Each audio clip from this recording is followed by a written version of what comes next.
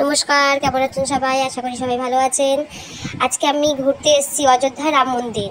চলুন আজকে আপনাদেরকে রাম মন্দিরটা পুরো ঘুরে দেখায়। ফুল ভিডিও দেখবেন, কেউ স্কিপ করবেন না।